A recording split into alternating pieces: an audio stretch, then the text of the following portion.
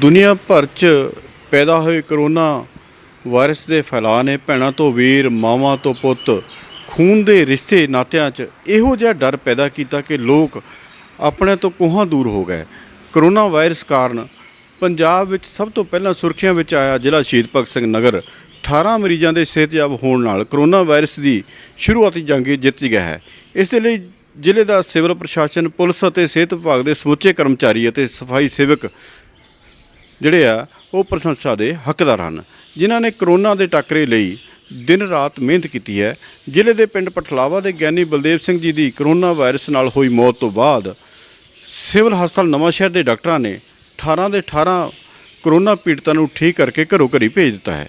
ਮਰੀਜ਼ਾਂ ਨੂੰ ਠੀਕ ਕਰਨ ਦੇ ਅਤੇ ਇਸ ਬਿਮਾਰੀ ਦੇ ਹੋਰ ਪਸਾਰੇ ਨੂੰ ਰੋਕਣ ਦੇ ਲਈ ਬਾਕੀ ਜ਼ਿਲ੍ਹਿਆਂ ਨੂੰ ਸ਼ਹੀਦ ਭਗਤ ਸਿੰਘ ਨਗਰ ਨੂੰ ਇੱਕ ਚੰਗੀ ਉਦਾਹਰਨ ਦੇ ਤੌਰ 'ਤੇ ਵੇਖਣ ਦੀ ਲੋੜ ਹੈ। ਇਸ ਜ਼ਿਲ੍ਹੇ ਦੇ ਲੋਕਾਂ ਦਾ ਸਾਥ ਵੀ ਇਸ ਬਿਮਾਰੀ ਦੇ ਫੈਲਾਅ ਨੂੰ ਰੋਕਣ ਵਿੱਚ ਵੀ ਮਦਦਗਾਰ ਸਾਬਤ ਹੋਇਆ ਹੈ।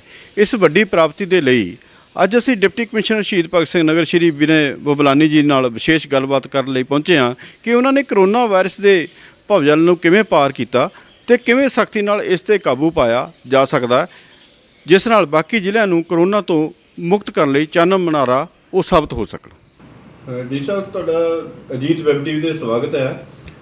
ਧੰਨਵਾਦ ਜੀ, ਬਹੁਤ ਬਹੁਤ। ਸਰ, ਇਸ ਮਾੜੇ ਸਮੇਂ ਦੌਰਾਨ ਸਭ ਤੋਂ ਪਹਿਲਾਂ ਨਵਾਂਸ਼ਹਿਰ ਪ੍ਰਭਾਵਿਤ ਹੋਇਆ ਸੀ, ਜਿਸ ਦੌਰਾਨ ਬੜਾ ਸਹਿਮ ਦਾ ਮਾਹੌਲ ਪਾਇਆ ਜਾ ਰਿਹਾ ਸੀ। ਉਸ ਸਮੇਂ ਤੁਹਾਡੀ ਰਹਿਨੁਮਾਈ 'ਚ ਕਿਸ ਤਰ੍ਹਾਂ ਸਿਹਤ ਵਿਭਾਗ ਤੇ ਪੁਲਿਸ ਵਿਭਾਗ ਨੇ ਕਿਸ ਤਰ੍ਹਾਂ ਹਾਲਾਤਾਂ ਦੇ ਨਾਲ ਨਜਿੱਠਿਆ? ਮੈਂ ਇੱਥੇ ਦੱਸਣਾ ਚਾਹੁੰਦਾ ਹਾਂ ਕਿ ਸਾਰੇ ਵਿਭਾਗ, ਸਿਹਤ, ਪੁਲਿਸ ਵਿਭਾਗ ਅਤੇ ਸਿਵਲ ਐਡਮਿਨਿਸਟ੍ਰੇਸ਼ਨ ਦੇ ਸਾਰੇ ਆਫਿਸਰਸ ਉਹ ਇਸ ਸਾਰੀ ਪ੍ਰਤੀਕਿਰਿਆ ਨੂੰ ਨਜਿੱਠਣ ਲਈ ਬਹੁਤ ਤਨ ਦਿਲੋਂ ਕੰਮ ਕਰਨ ਲਈ ਤਿਆਰ ਸਨ। ਉਹਨਾਂ ਨੂੰ ਐਕਚੁਅਲੀ ਗਵਰਨਮੈਂਟ ਵੱਲੋਂ ਇੱਕ ਆਇਆ ਸੀ ਪਹਿਲਾਂ ਕਿ ਤੁਸੀਂ ਮੌਕ ਡਰਿਲ ਕਰ ਲਓ ਕਿ ਜੇਕਰ ਕੋਈ ਇਹੋ ਜਿਹੀ ਅਨਸੁਖਾਵੀ ਸਥਿਤੀ ਪੈਦਾ ਹੋ ਗਈ ਤਾਂ ਤੁਸੀਂ ਕਿਸ ਤਰ੍ਹਾਂ ਹੈਂਡਲ ਕਰਨਾ ਹੈ। ਔਰ ਮੈਂ ਬੜਾ ਇਸ ਗੱਲੋਂ ਸਰਕਾਰ ਦਾ ਧੰਨਵਾਦੀ ਹਾਂ ਜਿਨ੍ਹਾਂ ਨੇ ਬੜਾ ਸਮੇਂ ਮੁਤਾਬਕ ਸਾਨੂੰ ਤਿਆਰ ਕੀਤਾ। ਔਰ ਉਹ ਮੌਕ ਡਰਿਲ ਅਸੀਂ ਇੱਕ ਦਿਨ ਪਹਿਲਾਂ ਹੀ ਕਰਕੇ ਹਟੇ ਸੀਗੇ ਅਤੇ ਅਗਲੇ ਦਿਨ ਸਾਡੇ ਇਹ ਇੱਕ ਕੇਸ ਪੈਦਾ ਹੋ ਗਿਆ ਔਰ ਉਸ ਦੀ ਮੌਕ ਡਰਿਲ ਦਾ ਸਾਨੂੰ ਬਹੁਤ ਫਾਇਦਾ ਹੋਇਆ, ਜਿਹਦੇ ਨਾਲ ਅਸੀਂ ਪੂਰੀ ਤਰ੍ਹਾਂ ਨਾਲ ਸੰਕਲਪ ਹੋ ਗਏ ਇਸ ਕੰਮ ਨੂੰ ਲੈ ਕੇ। ਪਿੰਡ ਪਠਲਾਵਾ ਦੇ ਜਿਹੜੇ ਪਹਿਲੀ ਮੌਤ ਹੋਈ ਸੀ, ਬਜ਼ੁਰਗ ਬਾਬਾ ਬਲਦੇਵ ਸਿੰਘ ਜੀ ਸੀਗੇ, ਕਹਿੰਦੀ ਬਲਦੇਵ ਸਿੰਘ ਜੀ, ਉਹਨਾਂ ਦੀ ਕਰੋਨਾ ਨਾਲ ਮੌਤ ਹੋਈ ਸੀ। ਉਹਨਾਂ ਨੂੰ ਜ਼ਿਲ੍ਹਾ ਪ੍ਰਸ਼ਾਸਨ ਨੇ ਕਿਸ ਤਰ੍ਹਾਂ ਲਿਆ? ਦੇਖੋ, ਜੋ ਮੈਂ ਸਮਝਦਾ ਹਾਂ ਕਿ ਸਰਦਾਰ ਜੀ ਦੀ ਜਿਹੜੀ ਡੈਥ ਹੋਈ ਸੀਗੀ ਉਸ ਦਿਨ ਤੋਂ ਬਾਅਦ ਅਸੀਂ ਹਾਈ ਅਲਰਟ ਹੋ ਗਏ। ਉਹਨਾਂ ਨੇ ਬਲਕਿ ਇਸ ਸਾਰੇ ਜਿਹੜੇ ਜਿਵੇਂ ਉਹਨਾਂ ਦਾ ਟੈਸਟ ਪੋਜ਼ੀਟਿਵ ਆਇਆ ਤਾਂ ਉਹਨਾਂ ਨੇ ਇੱਕ ਸਾਨੂੰ ਸਿਗਨਲ ਕਨਵੇ ਕਰ ਦਿੱਤਾ ਕਿ ਤੁਹਾਨੂੰ ਹੁਣ ਸਤਰਕ ਹੋਣਾ ਪਏਗਾ ਔਰ ਤੁਹਾਨੂੰ ਇਸ ਦੇ ਉੱਤੇ ਨਜਿੱਠਣਾ ਪਊਗਾ। ਇਹ ਮੇਰਾ ਮੰਨਣਾ ਹੈ ਕਿ ਉਹਨਾਂ ਦੀ ਬੜੀ ਚੰਗੀ ਸੋਚ ਸੀਗੀ, ਜਿਹਨੇ ਕਿ ਸਾਨੂੰ ਇੱਕ ਤਰ੍ਹਾਂ ਦਾ ਆਪਣੀ ਜਿਵੇਂ ਕਹਿ ਸਕਦੇ ਹੋ ਕਿ ਸ਼ਹਾਦਤ ਦਿੱਤੀ, ਚਾਹੇ ਉਹਨਾਂ ਦੀ ਕੁਰਬਾਨੀ ਰਹੀ। ਮਤਲਬ ਕਹਿੰਦਾ ਇਹ ਹੈ ਕਿ ਉਹਨਾਂ ਦੇ ਇਸ ਵਿਸ਼ਵਾਸ ਨੂੰ, ਜਿਵੇਂ ਮੈਂ ਕਹਿ ਸਕਦਾ ਹੈ ਕਿ ਸ਼ਾਇਦ ਉਹਨਾਂ ਨੂੰ ਇਸ ਗੱਲ ਦਾ ਪਤਾ ਨਹੀਂ ਹੋਊਗਾ ਕਿ ਉਹਨਾਂ ਨੂੰ ਕਰੋਨਾ ਦਾ ਇਹ ਅਟੈਕ ਹੋ ਚੁੱਕਾ ਹੈ, ਇਸ ਤਰ੍ਹਾਂ ਦਾ ਵਾਇਰਸ ਦੇ ਪ੍ਰਭਾਵ ਥੱਲੇ ਉਹ ਆ ਚੁੱਕੇ ਨੇ। ਕਿਉਂਕਿ ਸਾਡੀ ਵੀ ਟੀਮ ਜਦੋਂ ਉਹਨਾਂ ਨੂੰ 2 ਵਾਰੀ ਐਗਜ਼ਾਮਿਨ ਕਰਨ ਗਈ ਤਾਂ ਉਹਨਾਂ ਦੇ ਕੋਈ ਸਿੰਪਟਮ ਨਹੀਂ ਨਜ਼ਰ ਆਏ। ਤਾਂ ਮੇਰੇ ਕਹਿਣ ਦਾ ਮਤਲਬ ਇਹ ਹੈ ਕਿ ਇਸ ਸਟੇਜ 'ਚ ਮੈਨੂੰ ਇਹ ਲੱਗਦਾ ਹੈ ਕਿ ਉਹਨਾਂ ਨੇ ਬਹੁਤ ਵੱਡੀ ਇੱਕ ਕੁਰਬਾਨੀ ਦਿੱਤੀ, ਜਿਹਦੇ ਪਿੱਛੇ ਕਿ ਅੱਗੇ ਕੰਮ ਕਰਦੇ ਰਹੇ ਔਰ ਹੁਣ ਅਸੀਂ ਉਹਨਾਂ ਦੇ ਸਾਰੇ ਪਰਿਵਾਰ ਜੀ ਨੂੰ ਉਹਨਾਂ ਨੂੰ ਰਾਜ਼ੀ ਖੁਸ਼ੀ ਘਰ ਭੇਜ ਚੁੱਕੇ ਹਾਂ। ਇਸ ਮੁਹਿੰਮ ਦੌਰਾਨ ਤੁਹਾਨੂੰ ਕੀ ਔਕੜਾਂ ਦਾ ਸਾਹਮਣਾ ਕਰਨਾ ਪਿਆ ਅਤੇ ਕਿਹਨਾਂ ਦਾ ਤੁਹਾਨੂੰ ਸਹਿਯੋਗ ਮਿਲਿਆ? ਜੀ, ਸੋ ਇਹਦੇ ਵਿੱਚ ਜੇ ਮੈਂ ਕਹਾਂ ਕਿ ਔਕੜ ਤਾਂ ਬਹੁਤ ਜ਼ਿਆਦਾ ਸੀ, ਕਿਉਂਕਿ ਇਹ ਸਾਡਾ ਪੰਜਾਬ ਦਾ ਪਹਿਲਾ ਕੇਸ ਸੀਗਾ ਔਰ ਜਿਵੇਂ ਅਸੀਂ ਕਹਿੰਦੇ ਹਾਂ ਕੁਝ ਚੀਜ਼ਾਂ ਕਿਤਾਬਾਂ ਵਿੱਚ ਹੁੰਦੀਆਂ ਨੇ ਅਤੇ ਪ੍ਰੈਕਟੀਕਲ ਆਸਪੈਕਟ ਨਾਲ ਕਰਨ ਵੇਲੇ ਬੜਾ ਉਹਨੂੰ ਨਜਿੱਠਣਾ ਪੈਂਦਾ ਹੈ ਨੇੜਿਓਂ। ਜਿਵੇਂ ਕਿ ਐਵੇਂ ਮੈਂ ਕਹਿ ਲਵਾਂ, ਇੱਕ ਐਗਜ਼ਾਮਪਲ ਹੈ ਕਿ ਇੱਕ ਸਟੇਜ ਦੇ ਵਿੱਚ 15 ਪਿੰਡ ਬਲੌਕ ਕਰਨੇ ਪੈ ਗਏ। 15 ਪਿੰਡ ਬਲੌਕ ਕਰ ਲੈਣੇ, ਲੋਕਾਂ ਨੂੰ ਨਾਲ ਲੈ ਕੇ ਚੱਲਣਾ, ਸਾਰੇ ਸਿਸਟਮ ਨੇ ਕਈ ਗੁਣਾ ਕੰਮ ਕਰਨਾ, ਭਾਵ ਇਹ ਕਿ ਉਹ ਸਾਰੇ ਬੜੇ ਵੱਡੇ ਚੈਲੰਜ ਸੀਗੇ। ਉਹਦੇ ਵਿੱਚ ਇੱਕ ਚੈਲੰਜ ਸੀਗਾ ਜਿਵੇਂ ਜੀਓਗ੍ਰਾਫੀਕਲ ਟੈਗਿੰਗ ਕਰਨਾ ਹੈ, ਕਿ ਉਸ ਏਰੀਏ ਨੂੰ ਸੀਲ ਕਰਨਾ ਹੈ, ਕੌਂਟੈਕਟ ਲਿਸਟਿੰਗ ਬਣਾਉਣੀ ਹੈ। ਸਾਰੇ ਕੰਮ ਜਿਹੜੇ ਹੈਗੇ ਚੈਲੰਜਿੰਗ ਕੰਮ ਹੈ ਜੀ, ਇਹ ਕੋਈ ਆਮ ਕੰਮ ਤਾਂ ਹੈ ਨਹੀਂ ਹੈ। ਡੀ ਸਾਹਿਬ, ਇੱਕ ਹੋਰ ਬੜਾ ਅੱਜ ਦਾ ਅਹਿਮ ਮੁੱਦਾ ਆ, ਇਹ ਨਵਾਂਸ਼ਹਿਰ ਦੇ ਨਾਲ ਖਾਸ ਕਰ ਜਿਹੜੇ ਹੋਰ ਜ਼ਿਲ੍ਹੇ ਹੈਗੇ ਆ, ਜਲੰਧਰ, ਪਠਾਨਕੋਟ, ਮੋਹਾਲੀ, ਚੰਡੀਗੜ੍ਹ, ਹਾਲਾ ਵੀ ਜਿਹੜੇ ਆ ਉਹ ਕਰੋਨਾ ਦੇ ਮਾਮਲੇ 'ਚ ਬੁਰੀ ਤਰ੍ਹਾਂ ਪ੍ਰਭਾਵਿਤ ਹਨ। ਉਹਨਾਂ ਨੂੰ ਤੁਸੀਂ ਆਪਣੇ ਜ਼ਿਲ੍ਹੇ 'ਚ ਕਿਵੇਂ ਨਜਿੱਠਿਆ ਤੇ ਉਹਨਾਂ ਨੂੰ ਕੀ ਸੁਨੇਹਾ ਦੇਣਾ ਚਾਹੁੰਦੇ? ਦੇਖੋ, ਮੈਂ ਤਾਂ ਇੱਕੋ ਗੱਲ ਜਾਣਦਾ ਕਿ ਸਾਡੇ ਸਾਰੇ ਕੁਲੀਗ ਬਹੁਤ ਹੀ ਜ਼ਿਆਦਾ ਮਿਹਨਤੀ ਔਰ ਉਹਨਾਂ ਦੀ ਜਿਵੇਂ ਕਹਿ ਲਓ ਮੈਂ ਦੂਰਦ੍ਰਿਸ਼ਟੀ ਹੈ, ਆਪਣੀ ਆਪਣੀ ਮਿਹਨਤ ਸਭ ਕਰ ਰਹੇ ਨੇ। ਜਿੱਥੇ ਤੱਕ ਮੈਂ ਆਪਣੇ ਜ਼ਿਲ੍ਹੇ ਦੀ ਗੱਲ ਕਹਾਂ ਤਾਂ ਇਹਦੇ ਵਿੱਚ ਸਭ ਤੋਂ ਇੰਪੋਰਟੈਂਟ ਹੈ ਕਿ ਲੋਕੀ ਸੋਸ਼ਲ ਡਿਸਟੈਂਸ ਮੇਨਟੇਨ ਕਰਕੇ ਰੱਖਣ ਔਰ ਸਪੈਸ਼ਲੀ ਜਿੱਥੇ ਕਿਤੇ ਇਹ ਪੋਜ਼ਿਟਿਵ ਕੇਸ ਆ ਜਾਵੇ ਤਾਂ ਲੋਕ ਇੱਕਦਮ ਉਹਦੀ ਗੰਭੀਰਤਾ ਨੂੰ ਲੈ ਕੇ ਆਪਣੇ ਘਰਾਂ ਵਿੱਚ ਹੀ ਰਹਿਣ ਔਰ ਸਰਕਾਰ ਦੇ ਕਰਮਚਾਰੀਆਂ ਨੂੰ ਉਹਨਾਂ ਨੂੰ ਕੰਮ ਕਰਨ ਦੇਣ ਔਰ ਉਹਨਾਂ ਦੀ ਗਾਈਡਲਾਈਨਸ ਮੁਤਾਬਕ ਆਪਣੇ ਆਪ ਨੂੰ ਤਿਆਰ ਕਰਨ। ਭਾਵ ਕਿ ਜੇ ਕਿਸੇ ਦੇ ਟੈਸਟ ਲੈਣੇ ਆ ਤਾਂ ਮੈਂ ਇੱਥੇ ਇਹ ਵੀ ਮਹਿਸੂਸ ਕੀਤਾ ਸੀ ਕਈ ਵਾਰ ਲੋਕ ਟੈਸਟ ਦੇਣ ਨੂੰ ਤਿਆਰ ਨਹੀਂ, ਸਾਨੂੰ ਬਹੁਤ ਮੋਟੀਵੇਟ ਕਰਨਾ ਪਿਆ। ਅਰੇ ਭਾਈ, ਅਗਰ ਤੁਸੀਂ ਟੈਸਟ ਹੀ ਨਹੀਂ ਕਰਵਾਉਣਾ ਚਾਹੁੰਦੇ ਤਾਂ ਕਿਸੇ ਬੰਦੇ ਨੂੰ ਕੀ ਪਤਾ ਲੱਗੇਗਾ ਕਿ ਤੁਹਾਨੂੰ ਕਰੋਨਾ ਦਾ ਵਾਇਰਸ ਦਾ ਅਟੈਕ ਹੋਇਆ ਕਿ ਨਹੀਂ ਹੋਇਆ। ਸੋ ਪ੍ਰੇਰਿਤ ਕਰਨਾ ਪਿਆ, ਲੋਕਾਂ ਨੂੰ ਐਜੂਕੇਟ ਕਰਨਾ ਪਿਆ। ਕਿਤੇ ਕਿਤੇ ਅਸੀਂ ਉਹਨਾਂ ਦੇ ਨਾਲ ਦੇ ਸੱਜਣ ਲੱਭੇ, ਉਹਨਾਂ ਦੇ ਰਿਸ਼ਤੇਦਾਰਾਂ ਨੂੰ ਕਹਿਣਾ ਪਿਆ ਕਿ ਭਾਈ ਇਹਨਾਂ ਨੂੰ ਸਮਝਾਓ। ਸੋ ਮੇਰੇ ਕਹਿਣ ਦਾ ਮਤਲਬ ਇਹ ਹੈ ਕਿ ਲੋਕੀ ਇਹਦਾ ਜਦ ਤੱਕ ਸਰਕਾਰੀ ਸਿਸਟਮ ਦਾ ਸਾਥ ਨਹੀਂ ਦੇਣਗੇ ਤਾਂ ਫਿਰ ਉਸ ਨੂੰ ਨਜਿੱਠਣਾ ਬਹੁਤ ਮੁਸ਼ਕਲ ਹੋ ਜਾਏਗਾ। ਸੋ ਮੇਰੀ ਇਹ ਅਪੀਲ ਹੈ, ਮੈਂ ਪਹਿਲਾਂ ਵੀ ਕਹਿੰਦਾ ਰਿਹਾ ਕਿ ਲੋਕਾਂ ਦਾ ਸਾਥ ਬਹੁਤ ਜ਼ਰੂਰੀ ਹੈ। ਸਰ, ਲੋਕਾਂ ਦੇ ਵਿੱਚ ਇਹ ਆਮ ਚਰਚਾ ਰਹੀ ਹੈ ਪਿਛਲੇ ਦਿਨਾਂ 'ਚ ਕਿ ਸਿਹਤ ਸੇਵਾਵਾਂ ਦੇ ਨਾਲ ਨਾਲ ਗੁਰਦੁਆਰਾ ਸਿੰਘ ਸਭਾ ਵੱਲੋਂ ਮਰੀਜ਼ਾਂ ਲਈ ਭੇਜਿਆ ਬਾਬਾ ਨਾਨਕ ਜੀ ਦਾ ਲੰਗਰ ਵੀ ਲਾਹੇਵੰਦ ਸਾਬਤ ਹੋਇਆ। ਇਹਦੇ ਬਾਰੇ ਤੁਸੀਂ ਕੀ ਕਹਿਣਾ ਚਾਹੁੰਦੇ ਹੋ? ਹਾਂ, ਬੜਾ ਲਾਹੇਵੰਦ ਸਵਾਲ ਹੈ ਜੀ ਤੁਹਾਡਾ। ਇਹਦੇ ਵਿੱਚ ਜੋ ਮੈਂ ਮਹਿਸੂਸ ਕੀਤਾ ਹੈ ਕਿ ਇਨੀਸ਼ੀਅਲ ਸਟੇਜ 'ਤੇ ਵੀ ਜਦੋਂ ਸਾਡੇ ਇੱਥੇ 18 ਮਰੀਜ਼ ਵਾਰੀ ਆਏ ਤਾਂ ਅਸੀਂ ਸੰਪਰਕ ਕਰਦੇ ਸੀਗੇ ਹੈਲਥ ਡਿਪਾਰਟਮੈਂਟ ਦੇ ਡਾਕਟਰਸ ਨਾਲ ਕਿ ਇਹਨਾਂ ਦੀ ਕਿਸ ਤਰ੍ਹਾਂ ਨਾਲ ਆਪਾਂ ਇਹਨਾਂ ਨੂੰ ਕਿਉਰ ਕਰਾਂਗੇ, ਕਿਉਂਕਿ ਸਾਨੂੰ ਸਿੰਪਟਮ ਤਾਂ ਨਜ਼ਰ ਨਹੀਂ ਸੀ ਆ ਰਹੇ। ਤਾਂ ਇਹ ਗੱਲ ਨਿਚੋੜ 'ਚ ਨਿਕਲੀ ਕਿ ਇਹਨਾਂ ਦੀ ਜਿਹੜੀ ਡਾਈਟ ਹੈਗੀ ਹੈ ਉਹ ਬਹੁਤ ਅੱਛੀ ਹੋਣੀ ਚਾਹੀਦੀ ਹੈ। ਤਾਂ ਮੈਂ ਇਹਨਾਂ ਨੂੰ ਇਹ ਬਾਰ-ਬਾਰ ਪੁੱਛਦਾ ਸੀਗਾ ਵੀ ਡਾਈਟ ਦੇ ਵਿੱਚ ਤੁਸੀਂ ਕੀ ਪ੍ਰਿਸਕ੍ਰਾਈਬ ਕਰਦੇ ਹੋ। ਤਾਂ ਜਨਰਲੀ ਹੈਲਥ ਡਿਪਾਰਟਮੈਂਟ ਜੋ ਸਾਨੂੰ ਕਹਿੰਦੇ ਰਹੇ ਹੈ ਕਿ ਵੀ ਇਹਨਾਂ ਦੇ ਵਿੱਚ ਇਹਨਾਂ ਦੀ ਇਮਿਊਨਿਟੀ ਇਨਕਰੀਜ਼ ਹੋਣੀ ਚਾਹੀਦੀ ਹੈ। ਹੁਣ ਇਮਿਊਨਿਟੀ ਇਨਕਰੀਜ਼ ਕਰਨਾ ਭਾਵ ਉਹਦੇ ਨਾਲ ਦੀ ਡਾਈਟ ਹੋਣਾ। ਸੋ ਜੇ ਉਹਨਾਂ ਨੂੰ ਵਾਇਰਸ ਦਾ ਅਟੈਕ ਹੋ ਗਿਆ ਹੈ ਤਾਂ ਉਹਦੇ ਵਾਸਤੇ ਉਹਨੂੰ ਇੰਟਰਨਲ ਲੜਨ ਵਾਸਤੇ ਜਿਹੜੀ ਵੀ ਉਹਨੂੰ ਕਹਿ ਲਓ ਮੈਡੀਸਨ ਤਾਂ ਜਿਹੜੀ ਅਸਰ ਕਰੂਗੀ, ਪਰ ਡਾਈਟ ਬਹੁਤ ਜ਼ਰੂਰੀ ਹੈ। ਡਾਈਟ ਵਿੱਚ ਹੁਣ ਜਿਹੜੇ ਬਾਰ-ਬਾਰ ਪ੍ਰੈਸ ਹੁੰਦਾ ਸੀਗਾ ਕਿ ਇਹਨਾਂ ਨੂੰ ਜਿਵੇਂ ਤੁਸੀਂ ਕੀਵੀ ਹੈ ਇੱਕ ਤਰ੍ਹਾਂ ਦੀ ਹੈ, ਮੈਂ ਐਗਜ਼ਾਮਪਲ ਲੈਣਾ ਚਾਹੁੰਦਾ ਕਿ ਇਹ ਇੱਕ ਇੱਦਾਂ ਦੀ ਮਤਲਬ ਤੁਸੀਂ ਕਹਿ ਸਕਦੇ ਹੋ ਫਰੂਟ ਹੈ ਜਿਹੜਾ ਕਿ ਤੁਹਾਡਾ ਜਿੰਨਾ ਸਾਨੂੰ ਦੱਸਿਆ ਗਿਆ ਕਿ ਉਹਨਾਂ ਇਮਿਊਨਿਟੀ ਤੁਹਾਡੀ ਇਨਕਰੀਜ਼ ਹੋਏਗੀ। ਸੋ ਅਸੀਂ ਜਿਹੜੇ ਆਪਣੇ ਸਰਕਾਰੀ ਤੰਤਰ ਨੂੰ ਨਾਲ ਇਨਵੋਲਵ ਕੀਤਾ ਸੀਗਾ ਤਾਂ ਇੱਥੇ ਜਿਵੇਂ ਤੁਸੀਂ ਗੱਲ ਕੀਤੀ ਹੈ ਕਿ ਗੁਰਦੁਆਰਾ ਸਾਹਿਬ ਨੇ ਉਹਨਾਂ ਦਾ ਇੱਕ ਸਪੈਸ਼ਲ ਅੰਦਰ ਅਰੇਂਜਮੈਂਟ ਸਾਫ਼ ਸੁਥਰਾ ਖਾਣਾ ਬਣਾਉਣ ਦਾ ਉਹਨਾਂ ਨੇ ਆਪ ਬੀੜਾ ਚੁੱਕਿਆ ਸੀ। ਤਾਂ ਭਾਵ ਇਹ ਹੈ ਕਿ ਜੇ ਅਸੀਂ ਉਹਨਾਂ ਨੂੰ ਕਦੇ ਗੱਲ ਕਹੀ ਕਿ ਜੀ ਉਹਨਾਂ ਨੇ ਸਾਫ਼ ਤਰੀਕੇ ਨਾਲ ਉਸ ਕੀਵੀ ਨੂੰ ਕੱਟ ਕੇ ਅਤੇ ਉਹਨੂੰ ਪੈਕ ਕਰਕੇ ਤਾਂ ਉੱਥੇ ਹੌਸਪੀਟਲ ਦੇ ਵਿੱਚ ਪਹੁੰਚਾਉਣਾ।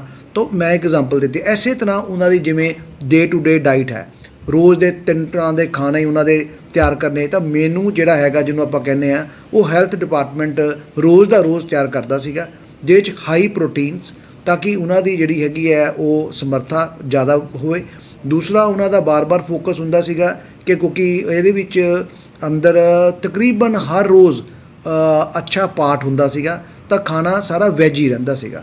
ਤਾਂ ਵੈਜ ਖਾਣੇ ਦੇ ਵਿੱਚ ਹੁਣ ਜੇਕਰ ਉਹਨਾਂ ਆਈਟਮਸ ਨੂੰ ਦੇਖ ਕੇ ਵੀ ਟੋਟਲ ਉਹਨਾਂ ਨੂੰ ਵੈਜੀਟੇਬਲਸ ਹੋਣ, ਗ੍ਰੀਨ ਵੈਜੀਟੇਬਲਸ ਹੋਣ ਜਿਹੜੀਆਂ ਕਿ ਜ਼ਿਆਦਾ ਮਾਤਰਾ 'ਚ ਹੋਣ, ਸੈਲਡਸ ਹੋਣ ਲਾਈਕ ਦਿਸ। ਸੋ ਦੁੱਧ ਹੋਵੇ ਔਰ ਦੁੱਧ ਨਾਲ ਦੇ ਉਹਦੇ ਨਾਲ ਦੇ ਪ੍ਰੋਡਕਟਸ ਹੋਣ, ਤੁਸੀਂ ਜੇ ਦੁੱਧ ਨਾਲ ਕਈ ਪ੍ਰੋਡਕਟਸ ਬਣਾ ਸਕਦੇ ਹੋ। ਤਾਂ ਇਹ ਸਾਰਾ ਕੁਝ ਜਿਹੜਾ ਹੈਗਾ ਮੈਨੂ ਦੇ ਬੇਸ ਦੇ ਉੱਪਰ ਬਣਦਾ ਸੀ। ਔਰ ਇਸ ਗੁਰਦੁਆਰਾ ਸਾਹਿਬ ਦੇ ਜਿਹੜੇ ਟੋਟਲ ਟੀਮ ਸੀ ਇਹਨਾਂ ਨੇ ਬੜੀ ਮਿਹਨਤ ਦੇ ਨਾਲ ਕੁਆਲਿਟੀ ਵੀ ਮੇਨਟੇਨ ਕਰਕੇ ਦਿੱਤੀ ਔਰ ਉਹਦੇ ਵਿੱਚ ਜੋ ਉਹ ਆਪਣੇ ਵੱਲੋਂ ਵੀ ਕਰ ਸਕਦੇ ਸੀਗੇ, ਜਿਵੇਂ ਇੱਕ ਆਈਟਮ ਦੇ ਵਿੱਚ ਦੂਜੀ ਆਈਟਮ ਪਾ ਲਓ, ਬਦਾਮ ਪਾ ਲਓ, ਕਾਜੂ ਪਾ ਲਓ, ਲਾਈਕ ਦਿਸ ਐਂਡ ਦੈਟ। ਤਾਂ ਉਹੋ ਜਿਹੀ ਆਈਟਮਸ ਦੇ ਵਿਚਾਰੇ ਬਹੁਤ ਦਿਲ ਨਾਲ ਕਰਦੇ ਰਹੇ। ਸੋ ਮੈਂ ਤਾਂ ਇਹਨਾਂ ਦਾ ਬਹੁਤ ਧੰਨਵਾਦੀ ਹਾਂ, ਸਪੈਸ਼ਲੀ ਜਿਨ੍ਹਾਂ ਨੇ ਇਹਨਾਂ ਮਰੀਜ਼ਾਂ ਨੂੰ ਠੀਕ ਕਰਨ 'ਚ ਆਪਣੀ ਕੰਟਰੀਬਿਊਸ਼ਨ ਪਾਈ। ਸਰ, ਕਰੋਨਾ ਕੀ ਕੀਤਾ ਗਿਆ?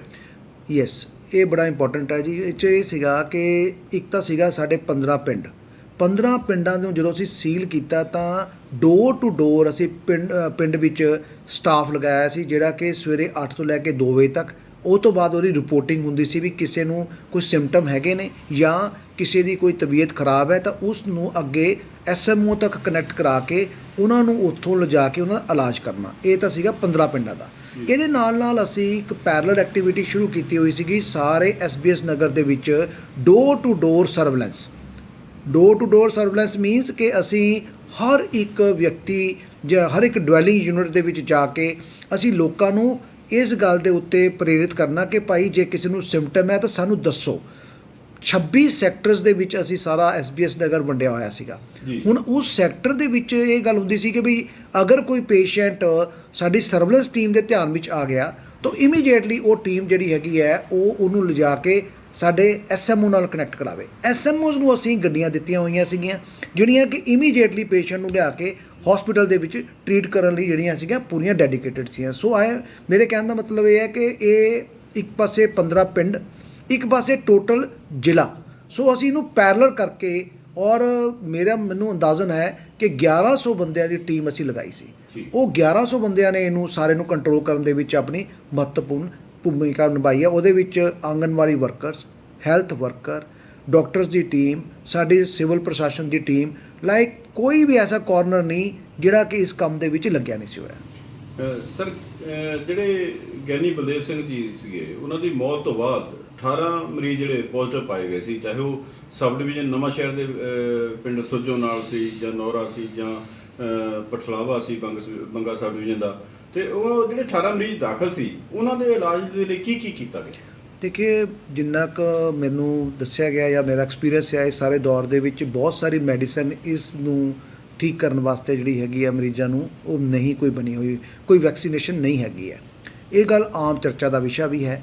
ਸੋ ਉਹਨਾਂ ਮਰੀਜ਼ਾਂ ਨੂੰ 2 ਤਰੀਕੇ ਨਾਲ ਠੀਕ ਕੀਤਾ ਜਾ ਸਕਦਾ ਸੀਗਾ ਜੋ ਇੱਥੇ ਪ੍ਰੈਕਟੀਕਲੀ ਹੁੰਦਾ ਰਿਹਾ। ਇੱਕ ਤਾਂ ਉਹਨਾਂ ਮਰੀਜ਼ਾਂ ਦੀ ਕਾਉਂਸਲਿੰਗ ਹੋਣੀ ਬਹੁਤ ਜ਼ਰੂਰੀ ਹੈ ਜੀ। ਅਗਲਾ ਬੰਦਾ ਇਹ ਮਹਿਸੂਸ ਕਰਦਾ ਕਿ ਮੈਂ ਪਤਾ ਨਹੀਂ ਕਿਸ ਗੱਲ ਦੇ ਵਿੱਚ ਇੱਕਦਮ ਆ ਗਿਆ, ਮੇਰੇ ਬੰਦੇ ਦੇ ਦਿਮਾਗ 'ਚ ਮੈਂਟਲ ਪ੍ਰੈਸ਼ਰ ਪੈਂਦਾ ਹੈ। ਉਸ ਚੀਜ਼ ਨੂੰ ਰਿਲੀਜ਼ ਕਰਨ ਵਾਸਤੇ ਉਹਨੂੰ ਇਹ ਦੱਸਣਾ ਕਿ ਦੇਖੋ ਜੀ ਕਿ ਤੁਸੀਂ ਇਹੋ ਜਿਹੀ ਬਿਮਾਰੀ ਵਿੱਚ ਨਹੀਂ ਹੈਗੇ ਜਿਹੜੀ ਕਿ ਕਿਉਰ ਨਹੀਂ ਹੋ ਸਕਦੀ, ਕਿਉਂਕਿ ਇਹਦੇ ਵਿੱਚ ਡੈਥ ਦਾ ਕਾਰਨ ਜੇ ਮੈਂ ਮਹਿਸੂਸ ਕੀਤਾ ਉਸ ਕੇਸ ਦੇ ਵਿੱਚ ਹੋ ਸਕਦਾ ਜਦੋਂ ਬਿਮਾਰੀ ਬਹੁਤ ਕ੍ਰਿਟੀਕਲ ਸਟੇਜ 'ਚ ਆ ਗਈ।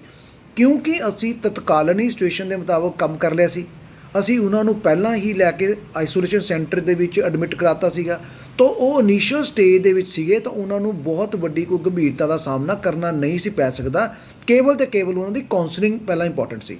ਉਹਦੇ ਨਾਲ ਫਿਰ ਡਾਕਟਰਸ ਦੇ ਜਿਹੜਾ ਇੱਕ ਪ੍ਰੋਟੋਕੋਲ ਬਣਿਆ ਹੋਇਆ ਜਿਹੜਾ ਕਿ ਡਾਇਰੈਕਟਰ ਹੈਲਥ ਸਰਵਿਸਿਜ਼ ਵੱਲੋਂ ਦਿੱਤਾ ਜਾਂਦਾ ਕਿ ਇਹਨਾਂ ਨੂੰ ਆਹ ਮੈਡੀਸਿਨਸ ਦੇਣੀਆਂ ਜੋ ਉਹਨਾਂ ਦਾ ਸਿਸਟਮ ਹੈਗਾ ਹੈਲਥ ਡਿਪਾਰਟਮੈਂਟ ਦਾ, ਉਹ ਮੈਡੀਸਿਨਸ ਜਿਹੜੀਆਂ ਅਸੀਂ ਨਾਲ ਚੱਲਦੀਆਂ ਸੀਗੀਆਂ। ਤੀਸਰਾ ਜਿਹੜਾ ਮੈਂ ਤੁਹਾਨੂੰ ਪਹਿਲੇ ਦੱਸਿਆ ਕਿ ਉਹਨਾਂ ਦੀ ਡਾਈਟ, ਮੈਂ ਬਾਰ-ਬਾਰ ਕਹਿੰਦਾ ਕਿ ਜਿਹੜਾ ਕੋਈ ਵੀ ਪੇਸ਼ੈਂਟ ਹਸਪੀਟਲ 'ਚ ਆ ਗਿਆ ਉਹਨੂੰ ਅਗਰ ਇਹ 3 ਫਾਰਮੂਲੇ ਲਗਾ ਕੇ ਉਹਨਾਂ ਦਾ ਇਲਾਜ ਕਰਨ ਦੀ ਕੋਸ਼ਿਸ਼ ਕੀਤੀ ਜਾਏ, ਮੇਰੇ ਖਿਆਲ ਹੈ ਕਿ ਇਹ ਬਿਮਾਰੀ ਜਿਹੜੀ ਹੈਗੀ ਆ ਉਸ ਪੇਸ਼ੈਂਟ ਦੀ ਜੜ੍ਹ ਤੋਂ ਖਤਮ ਕੀਤਾ ਜਾ ਸਕਦਾ, ਜੋ ਅਸੀਂ ਇੱਥੇ ਬਹੁਤ ਨੇੜੋਂ ਪ੍ਰੈਕਟੀਕਲੀ ਦੇਖਿਆ। ਸਰ, ਇੱਕ ਹੋਰ ਅਹਿਮ ਮੁੱਦਾ ਆ ਕਰਫਿਊ ਵਿੱਚ ਲੋਕਾਂ ਦੀਆਂ ਵਿਸ਼ੇਸ਼ ਲੋੜਾਂ, ਜਿਹੜੀ ਘਰੇਲੂ ਲੋੜਾਂ, ਉਹਨਾਂ ਨੂੰ ਪੂਰਾ ਕਰਨ ਲਈ ਜਿਹੜੇ ਜ਼ਿਲ੍ਹਾ ਪ੍ਰਸ਼ਾਸਨ ਵੱਲੋਂ ਕੀ ਕਦਮ ਉਠਾਏ ਗਏ? ਦੇਖੋ, ਅਸੀਂ ਪਹਿਲਾਂ ਹੀ ਇੱਕ ਚੈਲੰਜ ਫੇਸ ਕਰ ਰਹੇ ਸੀਗੇ ਜਿਹੜਾ ਕਿ ਮੈਂ ਤੁਹਾਨੂੰ ਦੱਸ ਕੇ ਹਟਿਆ ਕਿ ਸਾਡੇ ਕੰਟੇਨਮੈਂਟ ਓਪਰੇਸ਼ਨਲ ਪਲਾਨ ਲਾਗੂ ਹੋ ਗਿਆ ਸੀਗਾ, ਜਿਹੜਾ ਆਪਣੇ ਆਪ ਦੇ ਵਿੱਚ ਬਹੁਤ ਵੱਡਾ ਚੈਲੰਜ ਸੀਗਾ। ਉਹਦੇ ਨਾਲ ਪੈਰਲਲ ਕਰਫਿਊ ਜਦੋਂ ਲੱਗ ਗਿਆ, ਕਿਉਂਕਿ ਇਹ ਪੇਸ਼ੈਂਟ ਜਿਹੜੇ ਸੀਗੇ ਇਹ ਤਕਰੀਬਨ 20 ਤਰੀਕ ਤੋਂ ਆਉਣੇ ਸ਼ੁਰੂ ਹੋਏ, ਕਰਫਿਊ ਲੱਗਿਆ 23 ਤਰੀਕ ਨੂੰ। 23 ਤਰੀਕ ਨੂੰ ਵੀ ਤਤਕਾਲੀਨ ਹੀ ਕਰਫਿਊ ਲੱਗਿਆ ਕਿਉਂਕਿ ਹਾਲਾਤ ਇੱਦਾਂ ਦੇ ਪੈਦਾ ਹੋ ਗਏ ਸੀਗੇ, ਸਟੇਟ ਗਵਰਨਮੈਂਟ ਦੀ ਡਾਇਰੈਕਸ਼ਨ ਸੀਗੀ ਇਮੀਡੀਏਟਲੀ ਅੱਜ ਹੀ ਇਹ ਹੋਣਾ ਹੈ। ਤਾਂ ਫਿਰ ਉਦੋਂ ਇੱਕਦਮ ਇਹ ਸਿਚੁਏਸ਼ਨ ਪੈਦਾ ਹੋ ਗਈ ਕਿ ਲੋਕਾਂ ਕੋਲ ਖਾਣ ਪੀਣ ਦੀ ਵਿਵਸਥਾ, ਖਾਣ ਪੀਣ ਦਾ ਪ੍ਰੋਗਰਾਮ ਜਿਹੜਾ ਹੈਗਾ ਉਹ ਕਿਸ ਤਰ੍ਹਾਂ ਬਣਾਉਣਾ। ਉਹਦੇ ਵਾਸਤੇ ਫਿਰ ਅਸੀਂ SDMs ਲਗਾਏ। ਮੈਂ ਹਰ ਇੱਕ ਡਿਸਟ੍ਰਿਕਟ ਦੇ ਵਿੱਚ ਡਿਸਟ੍ਰਿਕਟ ਦੇ ਆਫਿਸਰਸ ਨੂੰ ਕੰਮ ਵੰਡਿਆ ਹੋਇਆ। SDMs ਦੀ ਇਹ ਡਿਊਟੀ ਸੀਗੀ ਕਿ ਉਹਨਾਂ ਨੇ ਕਰਫਿਊ ਨੂੰ ਇੰਪਲੀਮੈਂਟ ਕਰਾਉਣਾ ਹੈ, ਲਾਅ ਐਂਡ ਆਰਡਰ ਨੂੰ ਮੇਨਟੇਨ ਕਰਵਾਉਣਾ ਹੈ, ਔਰ ਦੂਸਰੇ ਪਾਸੇ ਜਿਹੜੇ ਜ਼ਰੂਰਤਮੰਦ ਬੰਦੇ ਨੇ, ਗਰੀਬ ਤੋਂ ਗਰੀਬ ਵਿਅਕਤੀ ਨੂੰ ਉਹਨਾਂ ਦੀ ਲਿਸਟਾਂ ਬਣਾਉਣੀਆਂ ਹਨ, ਜ਼ੋਨ ਬਣਾਉਣੇ ਹਨ, ਸੈਕਟਰ ਬਣਾਉਣੇ ਹਨ। ਇਹਦੇ ਵਿੱਚ ਨਾ ਅਸੀਂ ਇੱਕ ਐਪ ਲਾਂਚ ਕਰਤੀ ਸੀਗੀ ਜਿਹਨੂੰ ਕਹਿੰਦੇ ਸੀਗੇ ਜਿਹੜਾ ਬੰਦਾ ਕੋਈ ਰਾਤ ਨੂੰ ਕੋਈ ਵੀ ਖਾਣੇ ਪੀਣੇ ਤੋਂ ਬਿਨਾਂ ਨਾ ਸੋਵੇ, ਤਾਂ ਅਸੀਂ ਉਹਦੀ ਇੱਕ ਐਪ ਲਾਂਚ ਕਰਤੀ। ਉਸ ਐਪ ਨੂੰ ਅਸੀਂ ਇਹ ਗੱਲ ਕਹਿ ਕੇ ਨੋਸ਼ ਕਿਹਾ ਸੀਗਾ, ਨੋ ਵਨ ਸਲੀਪ ਹੰਗਰੀ। ਉਹ ਐਪ ਨੇ ਬੜੀ ਮਦਦ ਕੀਤੀ, ਬੜੀਆਂ ਸੰਸਥਾਵਾਂ ਨਾਲ ਜੁੜ ਗਈਆਂ। ਬਾਅਦ 'ਚ ਮੈਨੂੰ ਇਹ ਵੀ ਮਹਿਸੂਸ ਹੋਣ ਲੱਗ ਗਿਆ ਕਿ ਕਿਤੇ ਜ਼ਿਲ੍ਹਾ ਦੇ ਵਿੱਚ ਕਿ ਜੀ ਲੰਗਰਾਂ ਦੇ ਨਾਲ ਵੀ ਪ੍ਰਭਾਵਿਤ ਹੋਣ ਦਾ ਚਾਂਸ ਬਣ ਰਿਹਾ। ਫਿਰ ਮੈਂ ਉਹ ਮਨਾ ਕੀਤਾ, ਜਿਵੇਂ ਜਵਾਹਰਪੁਰ ਹੋਇਆ। ਹਾਂਜੀ, ਬਿਲਕੁਲ ਉਸ ਐਗਜ਼ਾਮਪਲ ਨੂੰ ਲੈ ਕੇ ਅਸੀਂ ਫਿਰ ਇੱਥੇ ਬੰਦ ਵੀ ਕੀਤਾ ਜੀ, ਕਿਉਂਕਿ ਮੈਨੂੰ ਇਹ ਲੱਗਦਾ ਸੀ ਕਿ ਇਹ ਨਾ ਹੋਵੇ ਕਿਤੇ ਅਸੀਂ ਇੱਕ ਪਾਸੇ ਕੰਟਰੋਲ ਕਰ ਰਹੇ ਹਾਂ 15 ਪਿੰਡ ਔਰ ਦੂਜੇ ਪਾਸੇ ਇਹ ਫਲੱਡ ਲਾਈਕ ਸਿਚੁਏਸ਼ਨ ਹੋ ਜਾਏ ਤਾਂ ਦੋਨੋਂ ਹੈਂਡਲ ਕਰਨੀਆਂ ਮੁਸ਼ਕਿਲ ਹੈ। ਤਾਂ ਮੈਨੂੰ ਥੋੜ੍ਹਾ ਜਿਹਾ ਸਖਤ ਆਰਡਰ ਕਰਨਾ ਪਿਆ ਵੀ ਕਿਰਪਾ ਕਰੋ ਅਜੇ ਇਹਨੂੰ ਬੰਦ ਰੱਖੋ। ਲੋਕਾਂ ਨੂੰ ਬੇਨਤੀ ਕੀਤੀ ਹੱਥ ਜੋੜ ਕੇ ਕਿ ਦੇਖੋ ਜੀ ਗੱਲ ਇਹ ਹੈ ਕਿ ਸਾਨੂੰ ਇਸ ਗੱਲ ਦੇ ਉੱਤੇ ਇਹ ਹੁਣ ਬੰਦ ਕਰਨਾ ਪੈ ਰਿਹਾ, ਔਰ ਮੇਰਾ ਇਹ ਮੰਨਣਾ ਹੈ ਕਿ ਲੋਕਾਂ ਨੇ ਇਸ ਗੱਲ ਨੂੰ ਇਹਦੀ ਗੱਲ ਮੰਨੀ ਵੀ, ਔਰ ਹੁਣ ਉਹਨਾਂ ਨੂੰ ਇਹ ਗੱਲ ਠੀਕ ਵੀ ਲੱਗਦੀ ਹੈ, ਕਿਉਂਕਿ ਇਹਦੇ ਨਾਲ ਵੀ ਪ੍ਰਭਾਵ ਜਿਹੜਾ ਹੈਗਾ ਉਹ ਕੋਈ ਨਾ ਕੋਈ ਨੈਗੇਟਿਵ ਪੈ ਸਕਦਾ। ਇਹ ਸਿਰਫ ਲੋਕਾਂ ਦੇ ਇੰਟਰਸਟ 'ਚ ਗੱਲ ਕੀਤੀ ਸੀਗੀ। ਹਾਂ ਸਰ, ਇੱਕ ਸਵਾਲ ਹੈ, ਕਰੋਨਾ ਤੋਂ ਇਲਾਵਾ ਹੋਰ ਬਿਮਾਰੀਆਂ ਦੇ ਜਿਹੜੇ ਮਰੀਜ਼ ਹੈ ਉਹਨਾਂ ਦੀ ਸਹਾਇਤਾ ਕਿਸ ਤਰ੍ਹਾਂ ਕੀਤੀ ਜਾ ਰਹੀ ਹੈ ਪ੍ਰਸ਼ਾਸਨ ਵੱਲੋਂ? ਦੇਖੋ ਇਸ ਤਰ੍ਹਾਂ ਦਾ ਸਵਾਲ ਹੈ ਕਿ ਦੇਖੋ, ਇੱਕ ਪਾਸੇ ਸਾਡੇ ਕਰੋਨਾ ਦੀ ਪ੍ਰੋਬਲਮ ਹੈ, ਦੂਜੇ ਪਾਸੇ ਆਮ ਲੋਕੀ ਵੀ ਜਿਹੜੀ ਬਿਮਾਰੀ ਕੋਈ ਹੋਰ ਤੋਂ ਜਾਂ ਕਿਸੇ ਹੋਰ ਟਰੀਟਮੈਂਟ ਤੋਂ ਵਾਂਝੇ ਨਾ ਰਹਿ ਜਾਣ, ਉਹਦੇ ਵਾਸਤੇ ਕਿਉਂਕਿ ਇਹ ਤਾਂ ਸਾਡਾ ਕਰੋਨਾ ਦਾ ਐਕਸਕਲੂਸਿਵ ਹਸਪੀਟਲ ਅਸੀਂ ਇਹ ਇੱਥੇ ਗਵਰਨਮੈਂਟ ਨੇ ਨੋਟੀਫਾਈ ਕਰਤਾ ਸੀਗਾ। ਹੁਣ ਜਿਹੜੇ OPD ਜਿਹਨੂੰ ਆਪਾਂ ਕਹਿੰਦੇ ਆ, ਉਹ ਫਿਰ ਦੂਜੇ ਜਿਵੇਂ ਬਲਾਚੌਰ ਦੇ ਵਿੱਚ ਔਰ ਬੰਗੇ ਵਿੱਚ ਲੋਕਾਂ ਨੂੰ ਸਾਨੂੰ ਬੇਨਤੀ ਕਰਨੀ ਪਈ ਕਿ ਤੁਸੀਂ ਉੱਥੇ ਆਪਣਾ ਇਲਾਜ ਕਰਾਓ, ਔਰ ਲੋਕਾਂ ਨੇ ਸਾਥ ਦਿੱਤਾ ਜੀ, ਕਿਉਂਕਿ ਉਹਨਾਂ ਨੂੰ ਪਤਾ ਸੀਗਾ ਕਿ ਜਿਹੜੇ ਜਿਹਨੂੰ ਕਹਿੰਦੇ ਆ ਹਾਈਲੀ ਵਾਇਰਸ ਵਾਲੇ ਏਰੀਏ ਦੇ ਵਿੱਚ ਅਸੀਂ ਨਾ ਵੀ ਜਾਈਏ, ਔਰ ਦੂਸਰਾ ਜਿਹੜਾ ਹੈਗਾ ਜੇਕਰ ਸਾਨੂੰ ਥੋੜ੍ਹਾ ਦੂਰ ਜਾਣਾ ਪੈ ਰਿਹਾ, ਅਸੀਂ ਪ੍ਰਸ਼ਾਸਨ ਦਾ ਔਰ ਸਪੈਸ਼ਲੀ ਹੈਲਥ ਡਿਪਾਰਟਮੈਂਟ ਦਾ ਸਾਥ ਦਈਏ। ਲੋਕਾਂ ਨੇ ਕਦੇ ਵੀ ਇਹ ਗ੍ਰੀਵੈਂਸਿਸ ਨਹੀਂ ਰੇਜ਼ ਕੀਤੇ ਕਿ ਸਾਨੂੰ ਦੂਰ ਕੋ ਭੇਜਣਾ, ਪਰ ਇਹ ਮੌਕੇ ਦੀ ਨਜ਼ਾਕਤ ਦਾ ਫੈਸਲਾ ਸੀਗਾ ਜੀ। ਸਰ, ਭਵਿੱਖ ਵਿੱਚ ਇਸ ਸਮੱਸਿਆ ਦੇ ਨਾਲ ਨਜਿੱਠਣ ਲਈ ਪ੍ਰਸ਼ਾਸਨ ਵੱਲੋਂ ਕੀ ਰਣਨੀਤੀ ਜਿਹੜੀ ਉਹ ਤਿਆਰ ਕੀਤੀ ਗਈ ਹੈ? ਦੇਖੋ, ਇੱਥੇ ਅਜੇ ਬੱਸ ਨਹੀਂ ਹੈ। ਮੈਂ ਬਾਰ-ਬਾਰ ਕਹਿੰਦਾ, ਲੋਕਾਂ ਦਾ ਸਾਥ, ਲੋਕਾਂ ਦੇ ਨਾਲ, ਲੋਕਾਂ ਵਾਸਤੇ ਇਹ ਸਾਰਾ ਕੁਝ ਅਸੀਂ ਲੋਕ ਕਰ ਰਹੇ ਹਾਂ। ਲੋਕ ਅਜੇ ਜਿਵੇਂ ਸਾਨੂੰ ਪਹਿਲਾਂ ਬਹੁਤ ਸਾਥ ਦਿੱਤਾ, ਮੈਂ ਤਾਂ ਬਾਰ-ਬਾਰ ਇਹੀ ਗੱਲ ਕਹਿਣਾ ਕਿ ਸ਼ਹੀਦ ਭਗਤ ਸਿੰਘ ਨਗਰ ਦੇ ਲੋਕ ਬੜੇ ਚੰਗੇ ਹਨ। ਉਹਨਾਂ ਨੇ ਲਗਾਤਾਰ ਸਾਡਾ ਸਾਥ ਦਿੱਤਾ, ਉਹਨਾਂ ਨੇ ਸਾਡੀ ਹਰ ਗੱਲ ਮੰਨਣ ਦੇ ਵਿੱਚ ਸਾਨੂੰ ਸਹਿਯੋਗ ਦਿੱਤਾ। ਅੱਗੇ ਆਉਣ ਵਾਲਾ ਟਾਈਮ ਵੀ ਚੈਲੰਜਿੰਗ ਟਾਈਮ ਹੈ, ਕਿਉਂਕਿ ਮੰਡੀਆਂ ਵਿੱਚ ਪ੍ਰੋਕਿਉਰਮੈਂਟ ਚੱਲ ਰਹੀ ਹੈ, ਅਤੇ ਉਸ ਕਰਕੇ ਵੀ ਅਸੀਂ ਦੂਜੇ ਪਾਸੇ ਵੀ ਅਸੀਂ ਕੋਸ਼ਿਸ਼ ਕਰ ਰਹੇ ਹਾਂ ਕਿ ਵੀ ਕਿਤੇ ਵੀ ਕੋਈ ਇਹੋ ਜਿਹਾ ਮਰੀਜ਼ ਨਾ ਆ ਜਾਵੇ ਜਿਹਦੇ ਨਾਲ ਕਿ ਤਤਕਾਲੀਨ ਹੀ ਸਿਚੁਏਸ਼ਨ ਪੈਦਾ ਹੋ ਜਾਵੇ। ਤੋਂ ਤੁਹਾਡੇ ਮਾਧਿਅਮ ਨਾਲ ਮੈਂ ਲੋਕਾਂ ਨੂੰ ਅਪੀਲ ਕਰਾਂਗਾ ਕਿ ਜਿਵੇਂ ਤੁਸੀਂ ਪਹਿਲਾਂ ਸਾਥ ਦਿੱਤਾ, ਉੱਦਾਂ ਤੁਸੀਂ ਦੁਬਾਰਾ ਵੀ ਸਾਡਾ ਸਾਥ ਦਿਓ, ਔਰ ਆਪਾਂ ਇਹ 28 ਕੁ ਦਿਨ ਕ੍ਰਿਟੀਕਲ ਹੈਗੇ ਨੇ, ਇਹਨਾਂ ਵਿੱਚੋਂ ਨਿਕਲ ਗਏ ਤਾਂ ਮੈਨੂੰ ਨਹੀਂ ਲੱਗਦਾ ਕਿ ਸ਼ਹੀਦ ਭਗਤ ਸਿੰਘ ਨਗਰ ਦੇ ਵਿੱਚ ਕੋਈ ਪ੍ਰੋਬਲਮ ਫਿਰ ਰਹਿ ਜਾਏਗੀ। ਫਿਰ ਸਰ, ਆਖਰੀ ਇੱਕ ਸਵਾਲ ਹੈ, ਕਿਸਾਨਾਂ ਦੀ ਕਣਕ ਦੀ ਖਰੀਦ ਲਈ ਜਿਹੜੇ ਕੀ ਉਪਰਾਲੇ ਕੀਤੇ ਗਏ ਆ ਉਹਦੇ ਬਾਰੇ ਜ਼ਰੂਰ ਜਾਣਨਾ ਪਾਓ। ਜੀ, ਇਸ ਤਰ੍ਹਾਂ ਹੈ ਕਿ ਗਵਰਨਮੈਂਟ ਆਫ ਪੰਜਾਬ ਨੇ ਇੱਕ ਸਿਸਟਮ ਲਾਂਚ ਕਰ ਦਿੱਤਾ ਹੈਗਾ, ਜਿਹਨੂੰ ਅਸੀਂ ਇਹ ਗੱਲ ਕਹਿੰਦੇ ਹਾਂ ਕਿ ਮੰਡੀਆਂ ਵਿੱਚ ਆਮਦ ਨੂੰ ਕਿਸ ਤਰ੍ਹਾਂ ਕੰਟਰੋਲ ਕਰਨਾ ਹੈ। ਇਹਦੇ ਵਿੱਚ ਇਹ ਹੈ ਕਿ ਹਰ ਇੱਕ ਕਿਸਾਨ ਦਾ ਇੱਕ ਜਿਹੜੀ ਹੈਗੀ ਹੈ ਉਹ ਪ੍ਰੋਕਿਉਰਮੈਂਟ ਅਸੀਂ ਕਰਨੀ ਹੈ, ਦਾਣਾ ਖਰੀਦਿਆ ਜਾਣਾ ਹੈ, ਇਹ ਬਿਲਕੁਲ ਕਲੀਅਰ ਹੈ। ਸਿਰਫ ਇੰਨਾ ਕਹਿ ਕੇ ਉਹਦੀ ਰਫ਼ਤਾਰ ਅੱਗੇ ਵਰਗੀ ਨਹੀਂ ਰਹੇਗੀ, ਥੋੜ੍ਹੀ ਸਲੋ ਰਹੇਗੀ।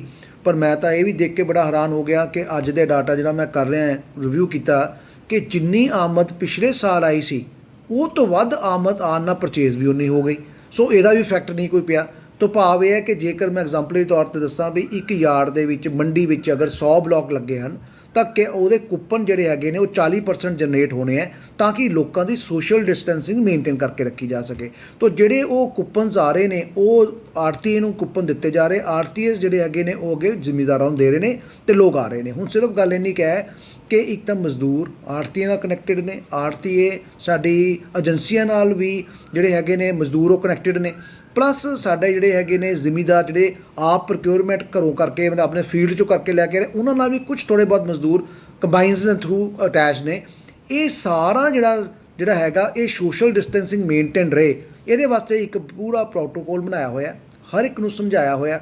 ਹਰ ਇੱਕ ਆੜਤੀਏ ਨੇ ਅੱਗੇ ਜ਼ਿਮੀਂਦਾਰ ਸਭਾ ਨੂੰ ਸਭ ਨੂੰ ਕਲੀਅਰ ਕੀਤਾ ਹੋਇਆ ਕਿ ਤੁਸੀਂ ਸੋਸ਼ਲ ਡਿਸਟੈਂਸ ਮੇਨਟੇਨ ਕਰਕੇ ਰੱਖੋ, ਸੈਨੀਟਾਈਜੇਸ਼ਨ ਕਰਕੇ ਰੱਖੋ, ਔਰ ਆਪਣਾ ਆਲਾ ਦੁਆਲਾ ਸਾਫ਼ ਸੁਥਰਾ ਰੱਖੋ। ਭਾਵ ਇਹ ਕਿ ਜੇ ਕਿਤੇ ਵੀ ਕਿਸੇ ਨੂੰ ਕੋਈ ਪਤਾ ਲੱਗਦਾ ਹੈ ਤਾਂ ਉਹ ਇਮੀਡੀਏਟਲੀ ਸਾਡੀ ਟੀਮ ਨੂੰ ਦੱਸੇ। ਹੁਣ ਟੀਮ ਕੀ ਹੈ? ਟੀਮ ਹਰ ਇੱਕ ਮੰਡੀ ਵਿੱਚ ਅਸੀਂ ਡਾਕਟਰਸ ਦੀਆਂ ਟੀਮਾਂ ਬਿਠਾਈਆਂ ਹੋਈਆਂ ਹਨ। ਇਹਦੇ ਨਾਲ ਹਰ ਇੱਕ ਟੀਮ ਜਿਹੜੀ ਹੈਗੀ ਹੈ ਉਹ ਕਨੈਕਟਿਡ ਹੈਗੀ ਹੈ RRT ਦੇ ਨਾਲ, ਟੀਮਸ ਦੇ ਨਾਲ। RRT ਟੀਮ ਅੱਗੇ SMOs ਨਾਲ ਕਨੈਕਟਿਡ ਹੈ। ਸੋ ਭਾਵ ਇਹ ਹੈ ਕਿ ਅਸੀਂ ਪੂਰਾ ਜਿਵੇਂ ਇੱਕ ਤੰਤਰ ਨੂੰ ਅਲਰਟ ਕਰਕੇ ਪ੍ਰੋਕਿਉਰਮੈਂਟ ਦਾ ਕੰਮ ਕਰ ਰਹੇ ਹਾਂ, ਇਸ ਕਰਕੇ ਕਿ ਅੱਗੇ ਅਸੀਂ ਇੱਕ ਬਹੁਤ ਕ੍ਰਿਟੀਕਲ ਟਾਈਮ ਕੱਟਿਆ। ਦੁਬਾਰਾ ਕੋਈ ਮਰੀਜ਼ ਇੱਦਾਂ ਦਾ ਕੋਈ ਆਵੇ ਹੀ ਨਾ ਜਿਹੜਾ ਕੋਈ ਬਿਮਾਰ ਹੋਵੇ। ਅਗਰ ਕੋਈ ਬਿਮਾਰ ਹੋਏ ਉਹਨੂੰ ਇਮੀਡੀਏਟਲੀ ਅਸੀਂ ਟ੍ਰੀਟਮੈਂਟ 'ਤੇ ਲੈ ਕੇ ਆਏ, ਕਿਉਂਕਿ ਮੇਰਾ ਹਰ ਇੱਕ ਨੂੰ ਬਾਰ-ਬਾਰ ਕਹਿਣਾ ਹੈ ਕਿ ਇਸ ਬਿਮਾਰੀ ਦੇ ਸ਼ੁਰੂਆਤੀ ਦੌਰ ਵਿੱਚ ਅਗਰ ਪਤਾ ਲੱਗ ਜਾਵੇ ਤਾਂ ਫਿਰ ਅਸੀਂ ਉਹਨੂੰ ਇਮੀਡੀਏਟਲੀ ਕੰਟਰੋਲ ਕਰ ਸਕਦੇ ਹਾਂ। ਅਗਰ ਉਹ ਕ੍ਰਿਟੀਕਲ ਹੋ ਗਿਆ ਤਾਂ ਪ੍ਰਸ਼ਾਸਨ ਲਈ ਵੀ ਬਹੁਤ ਵੱਡਾ ਚੈਲੰਜ ਹੋ ਜਾਏਗਾ, ਔਰ ਉਸ ਵਿਅਕਤੀ ਨੂੰ ਬਚਾਉਣਾ ਜਿਹੜਾ ਹੈਗਾ ਉਹ ਸਾਡੇ ਔਰ ਸਿਸਟਮ ਲਈ ਬਹੁਤ ਮੁਸ਼ਕਿਲ ਹੋ ਜਾਏਗਾ। ਸੋ ਇਨੀਸ਼ੀਅਲ ਸਟੇਜ 'ਤੇ ਅਸੀਂ ਇਹਨੂੰ ਕੰਟਰੋਲ ਕਰੀਏ। ਸਰ, 18 ਮਰੀਜ਼ ਜਿਹੜੇ ਆ ਉਹ ਸਾਡੇ ਸਿਹਤਯਾਬ ਹੋ ਗਏ ਆ। ਪਹਿਲੀ ਜੰਗ ਜਿਹੜੀ ਆ ਉਹ ਮੁੱਢਲੀ ਜੰਗ ਜਿੱਤ ਲਈ ਆ ਜੀ। ਤੇ ਆਉਣ ਵਾਲੇ ਦਿਨਾਂ ਵਿੱਚ ਤੁਸੀਂ ਜਿਹੜੀ ਜਨਤਾ ਹੈ ਉਹਨਾਂ ਨੂੰ ਕੀ ਸੁਨੇਹਾ ਦੇਣਾ ਚਾਹੁੰਦੇ? ਦੇਖੋ, ਮੈਂ ਪਹਿਲਾਂ ਤਾਂ ਗੱਲ ਕਹਿਣਾ ਚਾਹਾਂਗਾ ਕਿ ਅਸੀਂ ਦੂਸਰਾ ਸਰਕਲ ਸ਼ੁਰੂ ਕਰਨ ਜਾ ਰਹੇ ਹਾਂ, ਜਿਹਦੇ ਵਿੱਚ ਅਸੀਂ ਇਹ ਇੱਕ ਹੁੰਗਾਰਾ ਭਰਿਆ। Covid door to door screening, ਜੀ ਉਹਦਾ ਇੱਕ ਅਸੀਂ ਸਟicker ਤਿਆਰ ਕਰ ਰਹੇ ਹਾਂ। ਉਹ ਸਟicker ਜਿਹੜਾ ਹੈਗਾ ਹਰ ਇੱਕ ਘਰ ਦੇ ਬਾਹਰ ਲੱਗੇਗਾ। ਉਸ ਸਟicker ਦੇ ਉੱਤੇ ਅਸੀਂ ਇਹ ਵੀ ਨਾਲ ਇੱਕ ਰੱਖਿਆ ਹੋਇਆ ਕਿ ਰੈੱਡ ਕਰਾਸ ਆਪਕੇ ਦੁਆਰ ਪੇ, ਤਾਂ ਕਿ ਰੈੱਡ ਕਰਾਸ ਇੱਕ NGO ਹੈ, ਉਹਨੂੰ ਚੇਅਰ ਕਰਦੇ ਨੇ DC, ਤੇ ਸਿਸਟਮ ਬਣਿਆ ਹੋਇਆ। ਅਸੀਂ ਇਹ ਕਰ ਰਹੇ ਹਾਂ ਕਿ ਲੋਕਾਂ ਨੂੰ ਜਾਣਕਾਰੀ ਦਈਏ ਕਿ ਭਾਈ ਜੇ ਤੁਹਾਨੂੰ ਕਿਤੇ ਆਹ 3-4 ਤਰ੍ਹਾਂ ਦੀ ਕੋਈ ਪ੍ਰੋਬਲਮ ਹੈਗੀ ਆ, ਉਹ 'ਚ ਲਿਖੀ ਹੋਈ ਹੈ, ਖਾਂਸੀ ਹੈ, ਤੁਹਾਡਾ ਬੁਖਾਰ ਹੈ, ਉਹ ਤੁਸੀਂ ਕਿੱਥੇ ਸੰਪਰਕ ਕਰਨਾ, ਉਹ 'ਚ ਕੰਟਰੋਲ ਨੰਬਰ ਦਿੱਤੇ ਹੈ, ਤਾਂ ਕਿ ਬੰਦਾ ਆਪਣੇ ਘਰ ਦੇ ਬਾਹਰ ਹੀ ਦੇਖ ਲਵੇ ਔਰ ਇਮੀਡੀਏਟਲੀ ਉਹਦੇ 'ਤੇ ਸਾਨੂੰ ਦੱਸੇ, ਅਸੀਂ ਉਹਦਾ ਟ੍ਰੀਟਮੈਂਟ 'ਤੇ ਲੈ ਕੇ ਆਈਏ ਅਗਰ ਜ਼ਰੂਰਤ ਹੈ ਤਾਂ।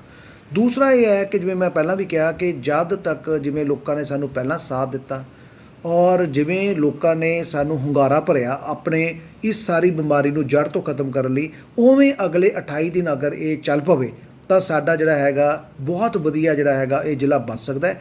ਔਰ ਮੈਂ ਇੱਥੇ ਬਹੁਤ ਕਲੀਅਰ ਹਾਂ, ਜਿਹੜਾ ਕਿ ਮੈਂ ਸ਼ਾਇਦ ਪਹਿਲਾਂ ਵੀ ਕਿਹਾ ਹੋਊਗਾ ਕਿ ਮੈਂ ਸਾਰਾ ਜਿਹੜਾ ਮੀਡੀਆ ਨੈਟਵਰਕਿੰਗ ਹੈ ਉਹਨਾਂ ਦਾ ਮੈਂ ਤਹਿ ਦਿਲੋਂ ਧੰਨਵਾਦੀ ਹਾਂ। ਮੈਨੂੰ ਹਰ ਇੱਕ ਮੀਡੀਆ ਦੇ ਸਿਸਟਮ ਦੇ ਵਿੱਚੋਂ ਮੈਨੂੰ ਸਾਥ ਮਿਲਿਆ।